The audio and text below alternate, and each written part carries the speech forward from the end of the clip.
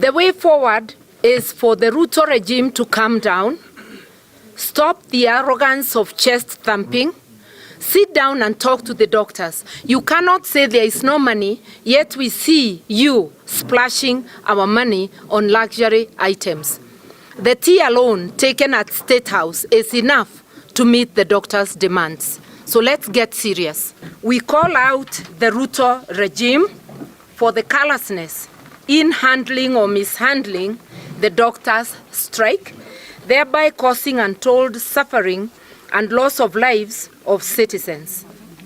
At the heart of the strike is the plight of intern doctors who are being left to stay unposted and unemployed for over a year and in some extreme cases for 7 years. It's happening when our health facilities are seriously understaffed.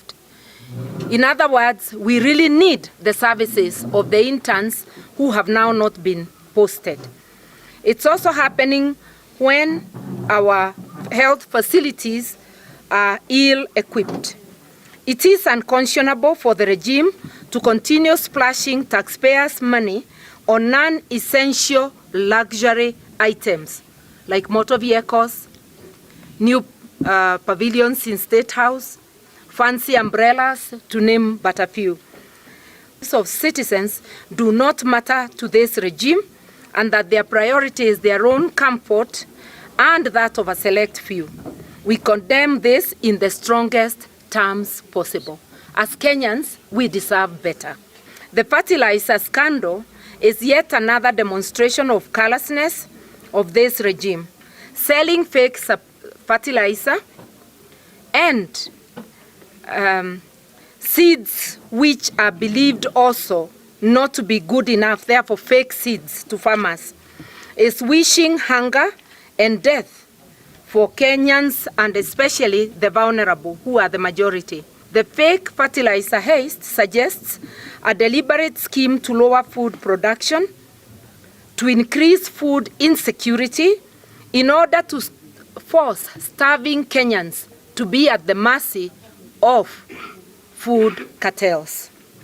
It is a sadistic act by those entrusted with the task of making the nation food secure.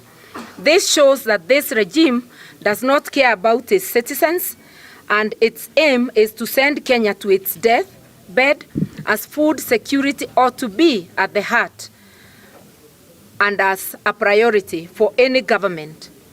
Do we deserve this as Kenyans? That's the question we must ask ourselves.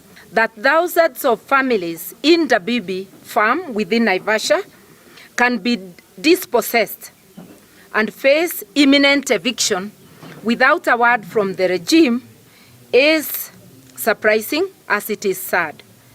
We are staring at the making of a humanitarian crisis of great proportions.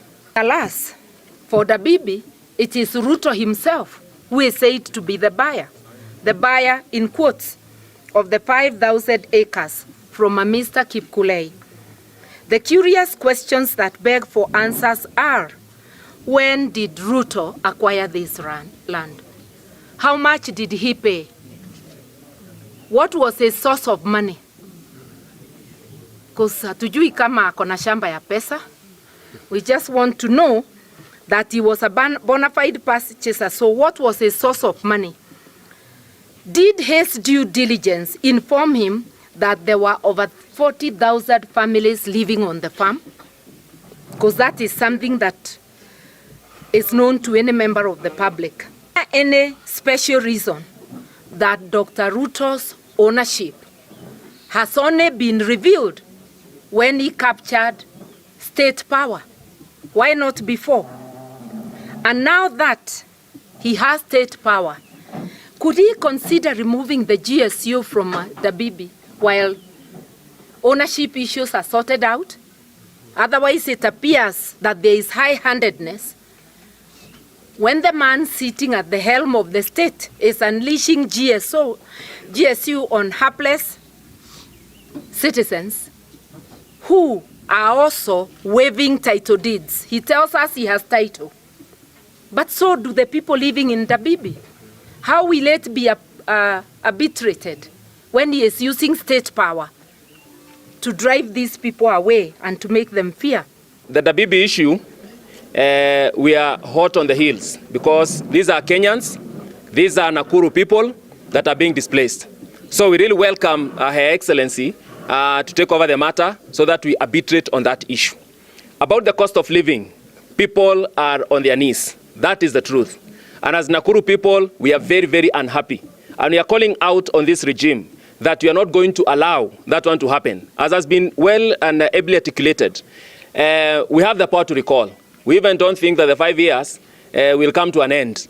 We really want to recall this government because it has oppressed the common mananchi.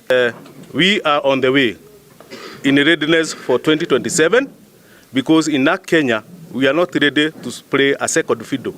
We are playing the first 11, and we are going to present, as we have declared here in Naivasha, that we are going to have candidates at all levels, from president, governor, senators, women rep, MPs, and also MCAs.